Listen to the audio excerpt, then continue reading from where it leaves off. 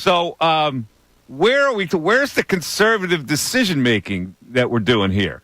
It was the anti-conservative decision making that hurt them. Like, people are going, well, you should have run the ball twice and then you do the push. Oh, that's conservative.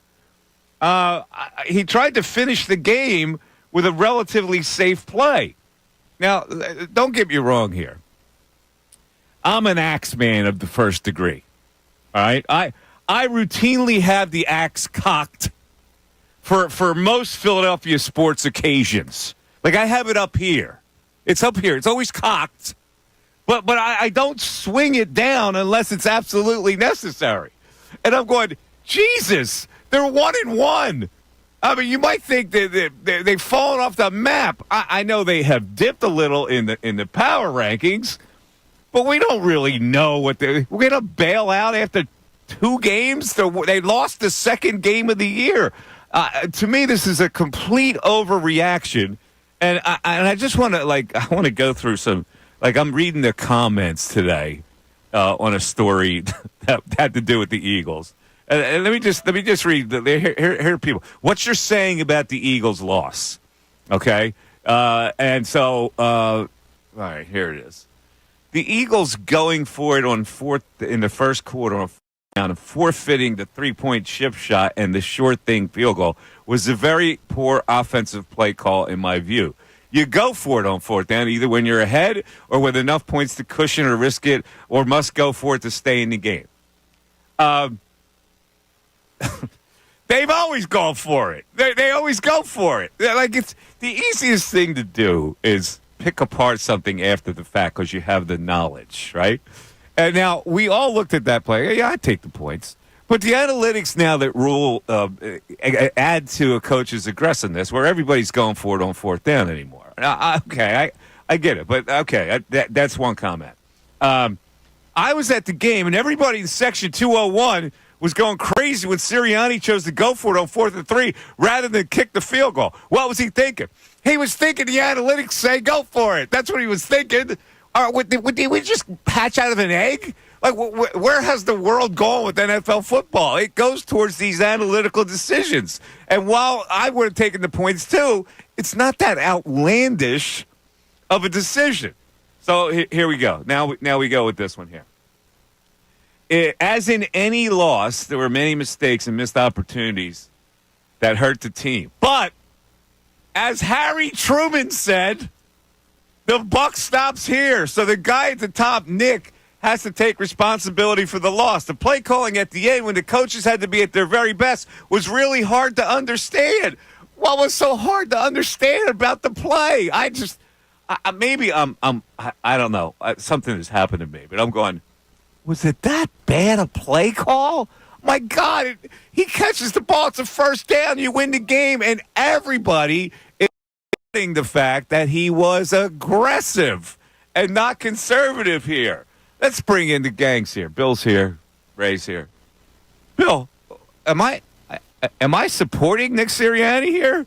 I think I'm wearing off on you a little bit. Now, I've defended Sirianni in coming back, and I'm with you. I actually agreed with all 3, well, I should say 2 of the decisions. I would have liked to have seen them kick the field goal in the first quarter as well. But where the fans, putting myself in the shoes of some of the fans who are upset, where they're upset is when you're saying he relied on analytics. In the first quarter, he relies on analytics. They don't kick the field goal. They go for it. Late in the game, after Saquon Barkley drops a very well-designed play that you and I both thought was the right call, the fourth down at that point, I still would have kicked the field goal. But if you rely on analytics, analytics would have told you to go for it. And according to Next Gen Stats, their win probability actually dropped from 94% to 85% when Elliott kicked that field goal.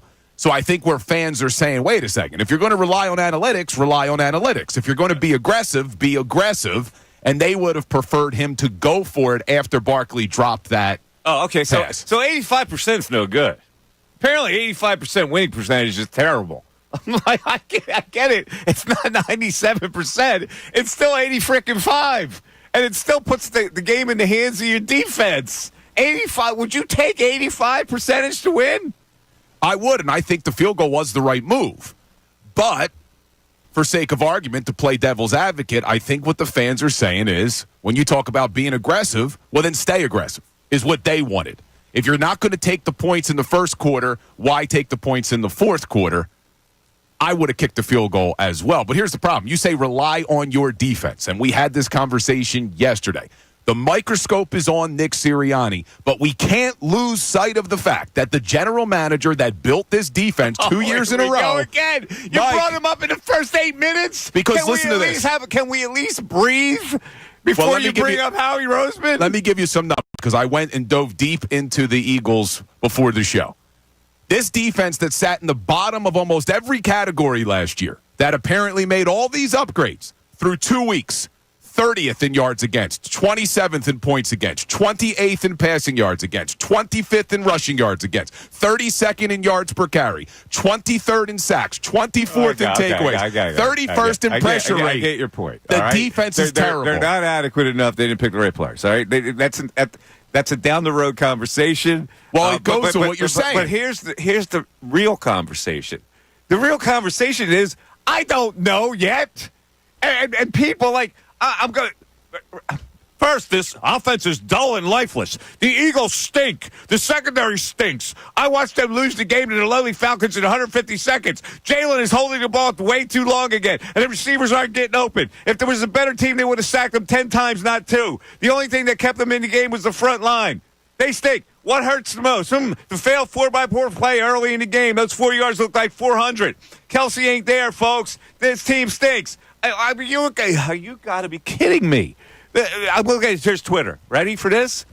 Bleep you, Kellen Moore. Bleep you, Saquon, for dropping that S. Bleep the entire bleeping defense. Bleep this team. What are we doing? No, we're probably overreacting after 2 weeks. Probably. But here's why I brought up the defense. Because I think this goes to what you're talking about with Sirianni's decision. Because although I also would have taken the points in the fourth quarter, when you can play Monday morning quarterback and you think back and you're like, wait a second, this defense stinks. This defense is struggling. So when you put the ball back in Kirk Cousins' hands and give them an opportunity with over 1:30 left to drive down the field and score, well, maybe that was the wrong decision. See, and that's why I liked the 3rd and 3 pass to Barkley, because they were aggressive and said, you know what, we're not going to give the ball back because we don't trust our defense, and Barkley's got to catch that damn ball. And then we're not having this conversation. But what we would be talking about today, even if Barkley caught that ball, we'd still be talking about how bad the defense is. The defense had given up 15 points. I understand your numbers here. I get it. It wasn't like they were getting creamed by the Falcons' offense. They had given up 15 points that were ahead by 6. And I can't expect my defense to stop a team from going 70 yards with no timeouts. As bad as the defense is, I can't expect that with an 85% chance to still win the game. Again, we're looking at the wrong things here. Playing devil's advocate, because where the fans were upset was that they didn't go for it on 4th down at the 10-yard line. So to your point, would you rather Kirk Cousins have to go 70 yards for a touchdown in 1:40, or would you rather him have to go 60 yards, not 70 yards, what was it, a little bit more to get in the field goal range to tie with less time on the clock? I am always going to take a lead that requires a touchdown to beat me, okay? I reduce it to simplicity.